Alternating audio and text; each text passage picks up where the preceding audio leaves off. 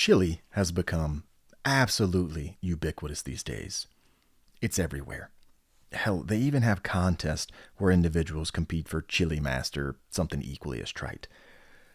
I guess what I'm saying is that there isn't anything new in the world of chili. Trust me, it's all been done before. So, instead of rambling on about how unique and special this recipe is, I thought I'd focus on things that perhaps you didn't know about chili. For example, did you know that chili first originated in a small town on the outskirts of Chicago? It was created by a Dutch lad by the name of Steve. Wait, seriously? You've never heard this story? Oh. Let's fix that, shall we? Once upon a time, a very long time ago, there lived a man by the name of Steve. Steve wasn't special or anything. This isn't that kind of story. No, Steve was a lot like you and me. Regular, average, just trying to make it to the weekend like us all. Anyway, Steve had recently immigrated to the U.S., having left all of his family behind. Making friends as an adult proved to be just as difficult back then as it is now. It's funny how certain things never change, no matter how much time goes by. But yeah, you get the idea. Steve was new in town.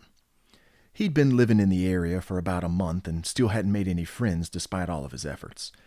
He began to brainstorm, trying to figure out the best way to put himself out there, when he remembered an old Dutch proverb. He who brings the food builds bridges to the soul. Steve enjoyed eating, as did most people in town. Two birds, one stone. However, there was a problem. You see, Steve lived in the stew era of our history. Stewed carrots, stewed beans, stewed cow, stewed stew. Everybody loves stew. Except for Steve, that is. Steve hated the stuff. In fact, he even began to suspect that his hatred for the local cuisine was contributing to his inability to make friends. I mean, let's face it, nobody wants to party with the guy at the Maypole Festival making derisive comments about everyone's stew dish. Like all things, however, knowing is but half the battle. Steve couldn't force himself to like stew, but maybe, just maybe, he could create something that both he and the others could enjoy. And so, chili was born.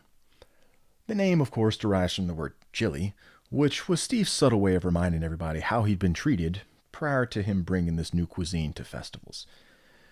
For the curious minds out there, subtle is now defined as passive-aggressive. So yeah, that's it. The origin story of chili. I know what you're thinking. There is no possible way that any of that is true. I must confess, you're not wrong. All of that, and I simply cannot emphasize this enough, all of that was complete fabrication. However, this is a pretty darn good chili recipe. I mean, come on. Would I lie to you